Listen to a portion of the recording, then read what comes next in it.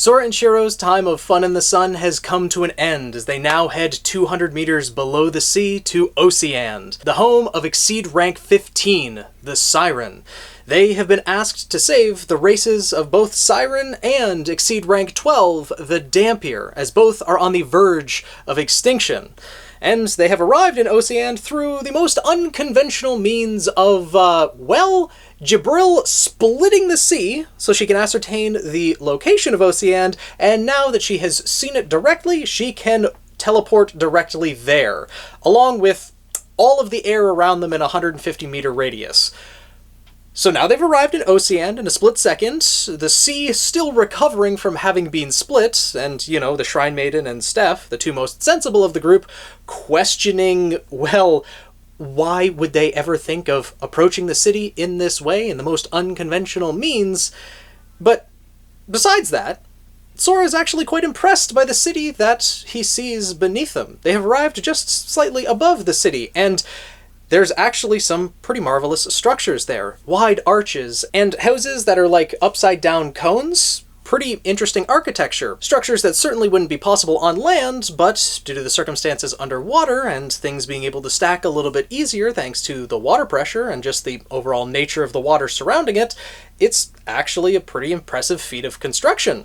And so Sora wonders, why are they called idiots if they can manage this? To which Plum raises a hand and says, "Thank you, we were actually the ones who built it and maintain it. Siren don't do anything of the sort." And before long, the Siren do come to greet them. Just as Sora imagined, thankfully, in his mind, they are pretty much exactly as he pictured them. They are, essentially, mermaids, with their upper half looking pretty much exactly like a manatee.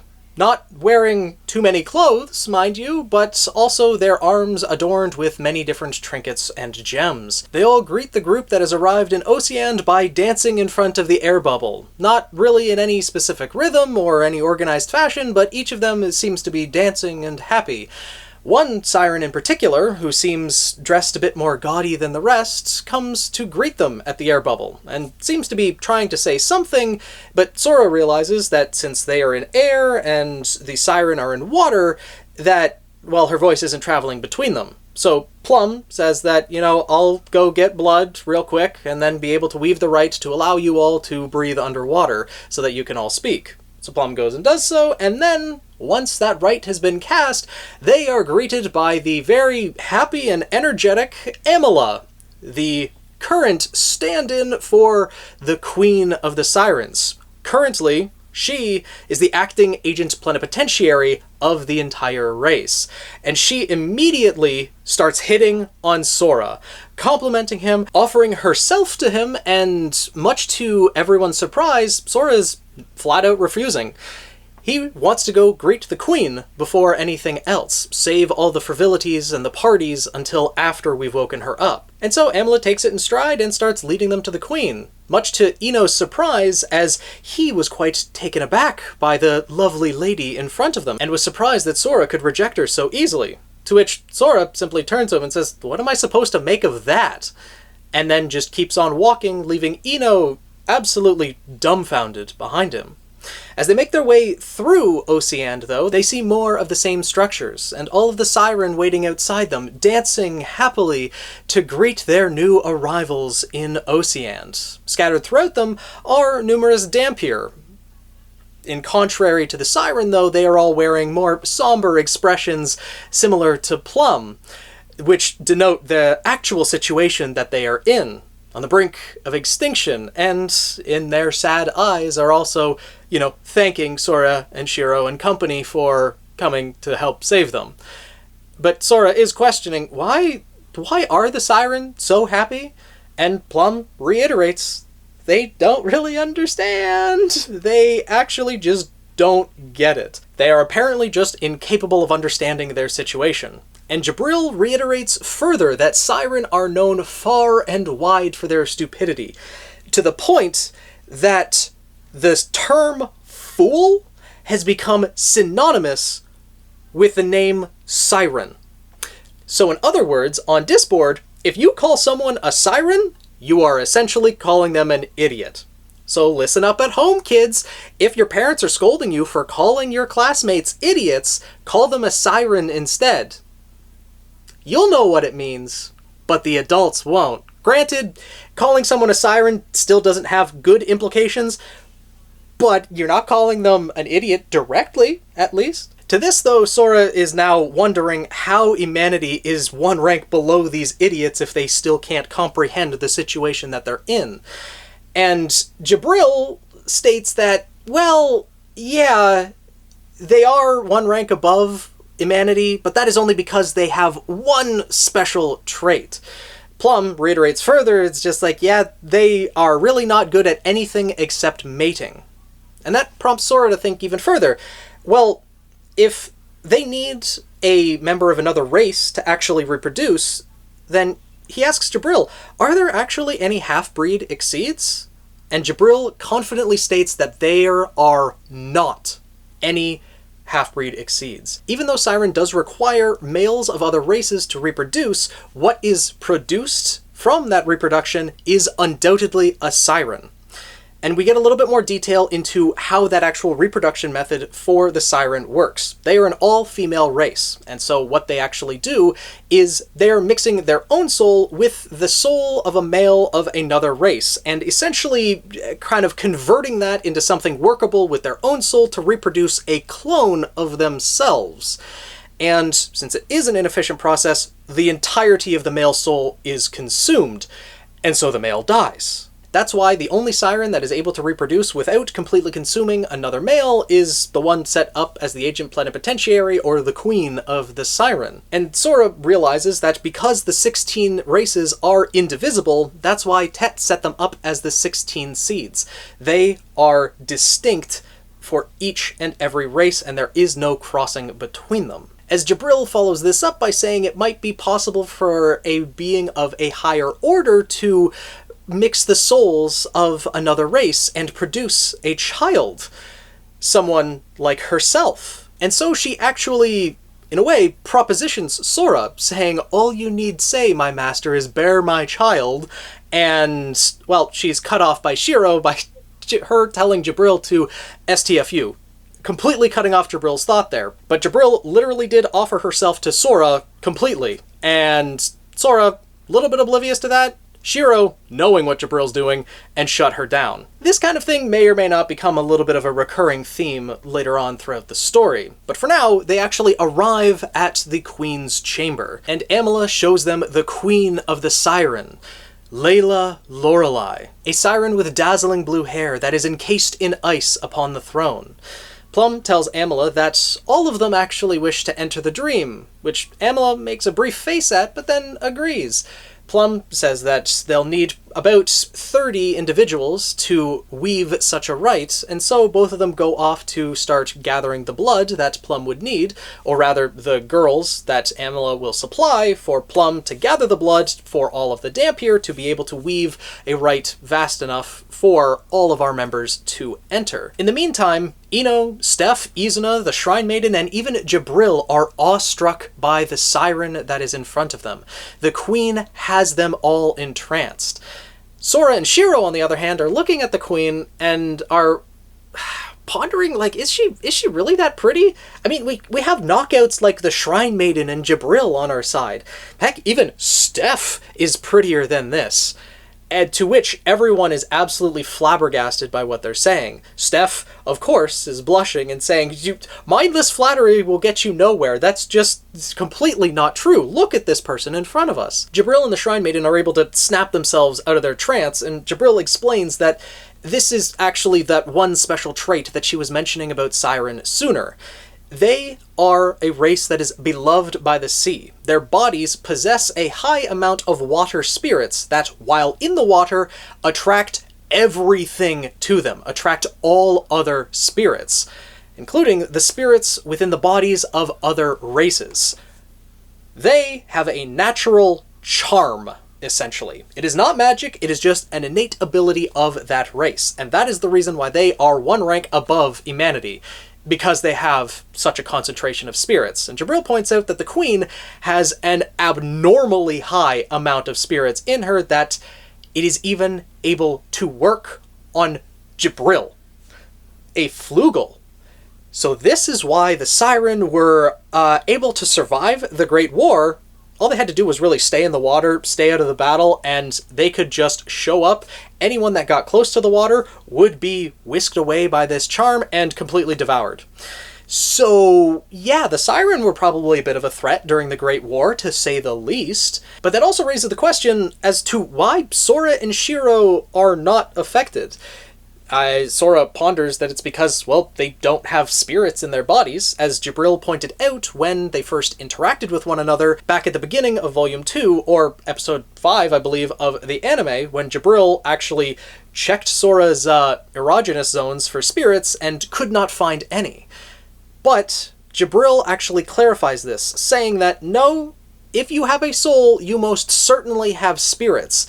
They are just likely either foreign or undetectable to her for some reason. She's not exactly sure why, but she is certain of the fact that Sora and Shiro do have spirits of some capacity. It's just that maybe, and this is my own hypothesis here, but it's being written in a way that the spirits of different worlds actually aren't able to interact with each other that way, or that the Sirens can't attract spirits from a different world, and that the world that Sora and Shiro actually come from, our world, Earth, has such a minute amount of spirits that we are unable to perform magic, and they're undetectable to the members of Disboard, or something like that. Maybe it'll get clarified later on in different volumes, but that's my current working hypothesis. Not that it really matters too much in the grand scheme of things right now, at least. Amala and Plum now return to the throne room, with everything ready to perform the rites.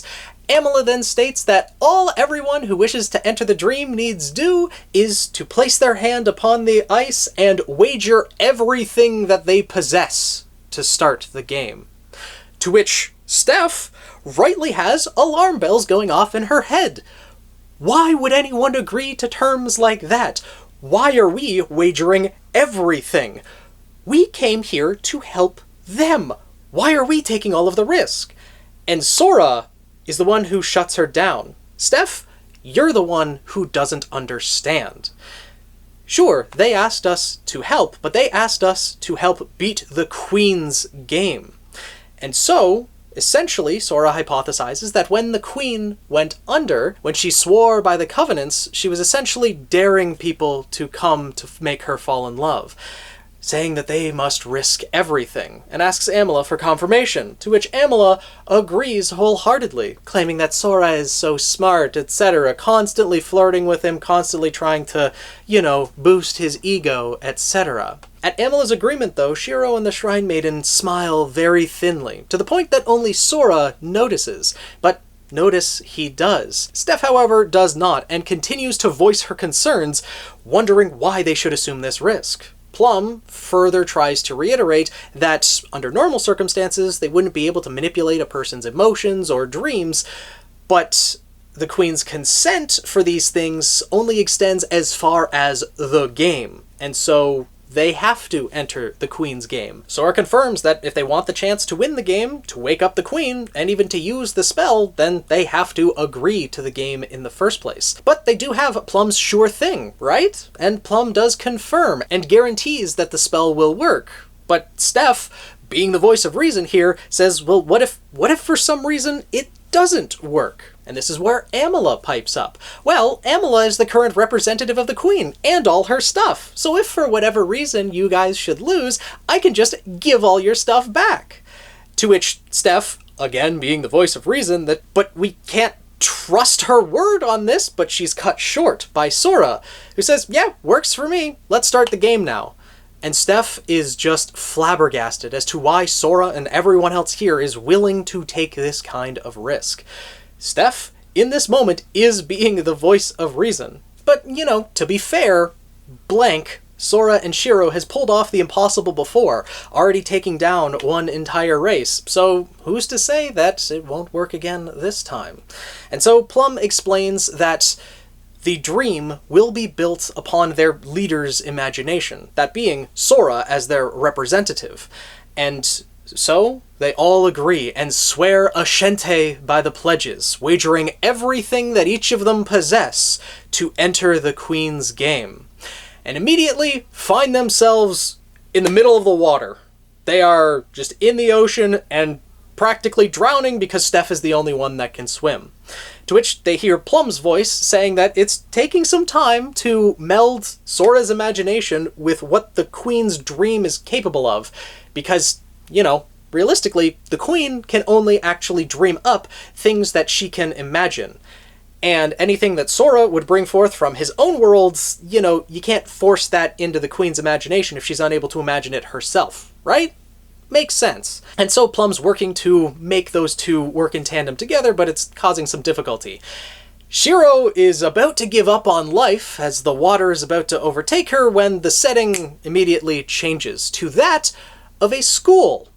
Surprising enough to Plum that the Queen even knew what a school looked like, because there are no schools in Oceania. After all, what would the Sirens learn? The fools. They are incapable of it. They can't even understand that they're on the brink of extinction. But still, they are now in the school setting, and each of them in their school uniforms. Sora's uniform, of course, is just a blazer over his I Heart Humanity shirt, but everyone else is in their school uniforms. Ino is also, you know, the muscly old 98-year-old man, is in his school uniform as well, and says it's a bit restricting. But then we have Shiro in a different sailor uniform than her normal one, the Shrine Maiden as well in a sailor uniform, as is Jabril with her wings kind of poking out the back.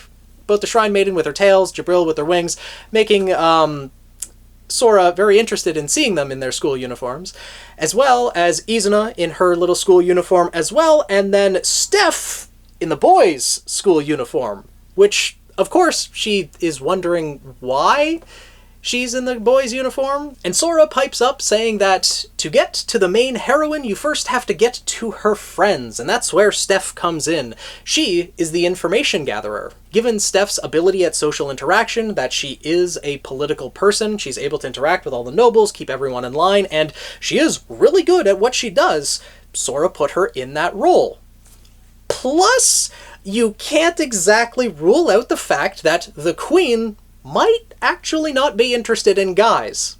Plum pipes up again, saying that, but I already told you she was looking for a man with the ability to reproduce. Sora just quickly refutes that by saying, you presented no compelling evidence, and leaves it at that. At every turn, Sora is just completely ignoring everything that Plum says, and it's hilarious. But moving on from that, Plum then starts describing what everyone is seeing, as each of the actual players of the game have a virtual interface in front of them that they can see in their vision, similar to what you would see in a romance game that you would play. I've never actually played one myself, but, you know, there's the gift option or the ask out option, and most importantly for the players of this game, there is a little heart in the bottom of the screen that is the confess button. That is what you would press to confess your love to the Queen. And next to it, there's a little heart button with a plus in it. That symbolizes Plum's cheat, the guaranteed way for the Dhampir to make someone fall in love with the person who uses it. Shiro, of course, wastes no time in using the gift command on Sora, and then shyly asks if her brother's affection for her went up. And Sora smiles down at his sister, says, sorry, my affection for you, my dear sister, is already maxed out. Of course, Sora doting on his little sister as always. And then, just as the game begins, they are greeted by the Queen, who swims onto campus, and with her sing-song voice once again entrances everyone there, who is bewitched by her beauty. But now that the game has begun, the task falls to Ino to go and seduce the Queen.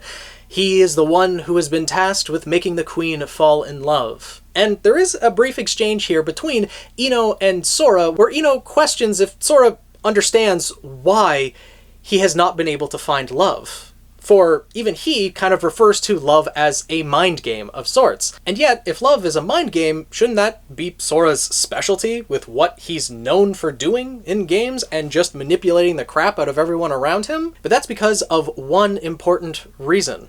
Ino says that he is not trustworthy, a charlatan such as himself, as he looks at Sora with eyes that Sora is all too familiar with, the eyes of distrust.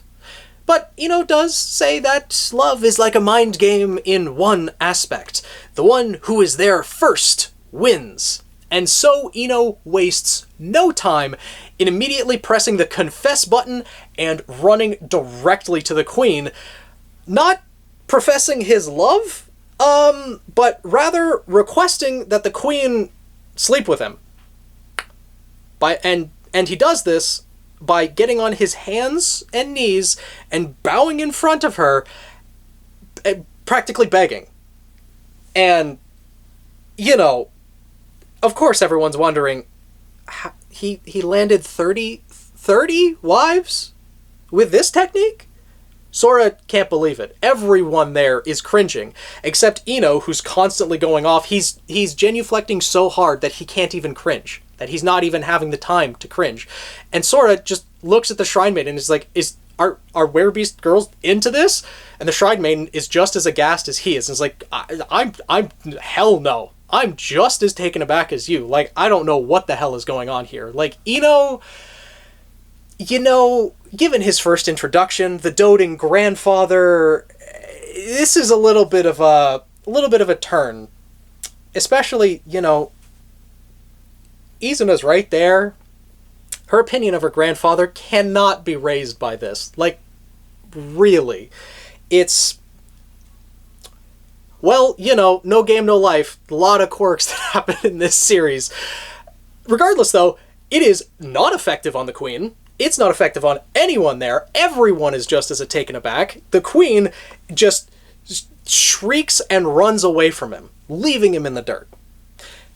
But it's not technically a full-on rejection.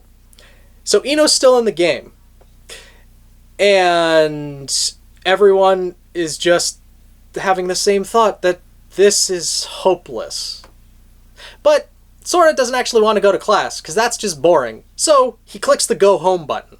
And the next thing he knows, it's now day 2 of the game, where he is now walking to school alongside Shiro. Even in the game, they're still siblings. But strangely, he still has the memory of having, you know, gotten dressed, eaten breakfast, and etc., with not actually having, you know, done the actions himself.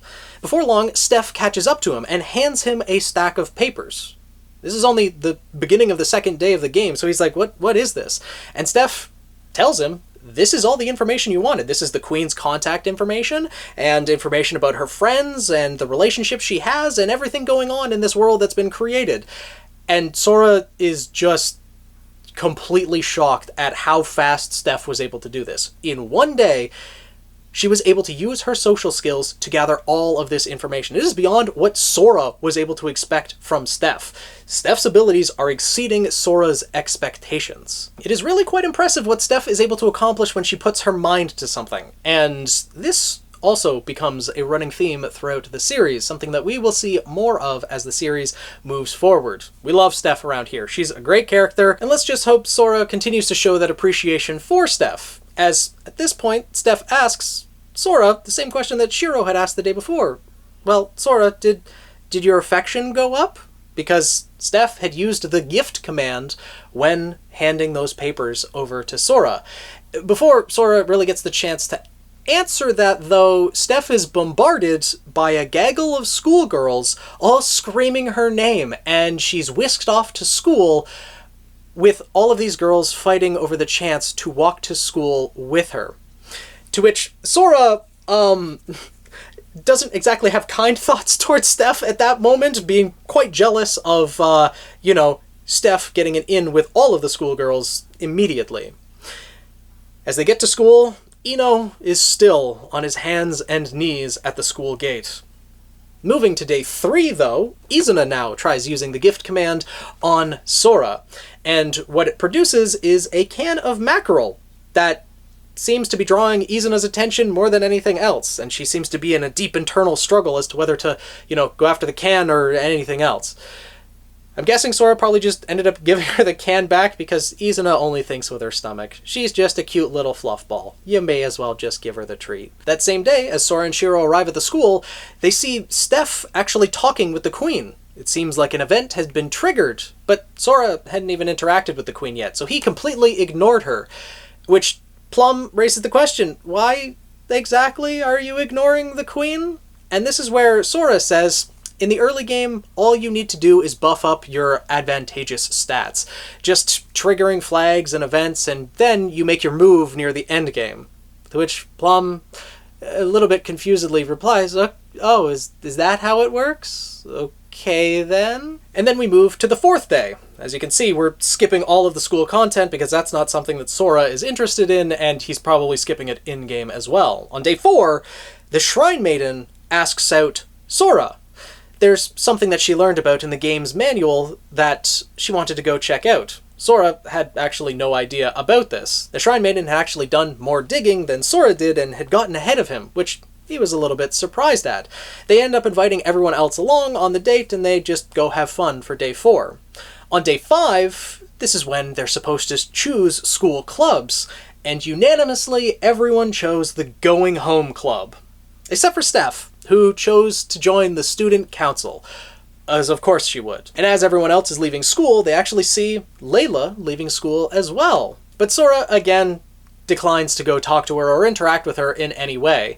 And to which Plum is again asking if he's forgotten why they were even there. By day 10, Sora actually tries using the date command himself on the Shrine Maiden and asks her to go shopping with him, and they bring everyone else along as well. They spend all of their in-game currency that day. By day 15, Sora has the realization that why are we even going to school at all? And so they all have this same epiphany and agree to ditch school entirely, instead choosing to go check out all of the different date spots in the game and completely ignore what they were actually there for. On day 20, though, they kind of got bored with that and decided to go check out what's going on at school, to which Sora found that there was a rumor going around that he had hurt male Steph's feelings and she was upset with him. He tried to go talk to her about it at lunch, but upon seeing him, her expression changed completely and she booked it the other direction. You know, that's just how romance games are, triggering both positive and negative flags without, any rhyme or reason. Sora turns to Plum and just says, "Your game is bugged." Plum, again, raises the objection, "You've really forgotten why you're here, haven't you?" And then, day 25, nothing significant happens. Day 30, nothing significant. Day 35, nothing. Day 40, well, may as well go back to school and see how Ino's doing, because each and every one of these days, from beginning till end, he's been on his hands and knees at the gate of the school. And so when they arrive at school on the morning of day 40, the image that they all see before them has them all aghast. Ino is still on his hands and knees, practically turned to stone. Barnacles are growing upon him. He has been in that same position for 40 days and nights, not moving, still propositioning the queen every time she comes by. And this changes Sora's opinion on love. Love isn't a mind game. It is a demonstration of love. Could Sora have been able to do what Ino did, sitting there for 40 days and nights? No, he couldn't. Ino has become what Sora envisions as a true man. I see. This is what love is, Sora starts to say, but Shiro just says, no, it's not. Just shut up and get that out of your head, essentially. But to everyone's surprise, Layla then swims up to them. Or rather, past them, past Sora, her vision fixed upon Ino. All of them in disbelief as she swims right up to Ino, puts her hands on his face, and says, "No way." Essentially, not a chance in hell, a firm rejection. Ino has now been rejected. But he refuses to accept that, and immediately hits the heart button with a plus, enacting the rite that will force the queen to fall in love. Immediately upon doing so, Plum, it seems like it forces her magic to activate as magic circles appear in her eyes and red symbols appear on her wings, and it seems like the magic is forced out of her. A red swirl appears around the queen, and she's taken aback. Plum celebrates, saying that it was a success. Now, everything that the queen deems as creepy from Ino, which in this situation is everything, the queen will interpret as love. And the queen then looks at Ino and says, "Me? Fall in love with him? No way, none at all," and swims the opposite direction. Again, firmly rejecting Ino. And at this, Ino has lost the game. He collapses to the ground, and Sora rushes over to him, crying out in dismay at the loss of a true man, as Ino looks up at him and says that my love simply wasn't strong enough, and then disappears completely, ejected from the game, having lost. Everything now forfeit to the Queen, or rather, now the Queen's representative, Amela. Sora's rage at the loss of a real man as he cries out in dismay, probably acting like a complete fool, and to which Plum says, while this is unfortunate, we can get Ino back from Amela. And then Sora, of course, turns on Plum. What about your sure thing? What happened with that? And Plum, looking a bit dejected, is like, well, what can you expect given, what Ino actually put on display? And Plum just says, this was just an extreme case. If you could just play the game normally once more. And at those words, Sora's demeanor changed. Once more? What for? And Shiro continues his thought. When we've already won. And now Plum comes to the realization that she no longer recognizes the man getting to his feet before her, standing with eyes that convey no emotion. A sly smile spread across his face as his eyes are looking down at her as if at prey that has fallen perfectly into a trap. Shiro, too, has become someone unrecognizable to Plum. This duo, though, is someone that Steph, the Shrine Maiden, Izuna, Jabril, everyone else here recognizes them. The only two unfortunate souls who do not are Plum and her cohort that made an enemy of blank. Of all people, the two who should never be made an enemy of. Sora turns to Jabril and the Shrine Maiden. That should be enough, right? We're good to go? Both the Shrine Maiden and Jabril give their confirmation. And so Sora gives the command to Jabril to do it. And Jabril says, "At your word," and extends her wings. Upon doing so, that is all it took for the world around them to shatter. The right to enter the Queen's dream, woven by over 30 Dhampir, was shattered in a quick movement by the Flugel. And this is where the chapter comes to an end. We got the description of Ocean, and Sora and Shiro are now meeting the Sirens for the first time. And, given their demeanor, not really understanding that they're on the brink of extinction, it seems like all of those who had said they were fools and lauded their idiocy weren't lying. The Sirens really are that dumb. Including making an enemy of blank. Because it would seem that Amela has done something to anger blank.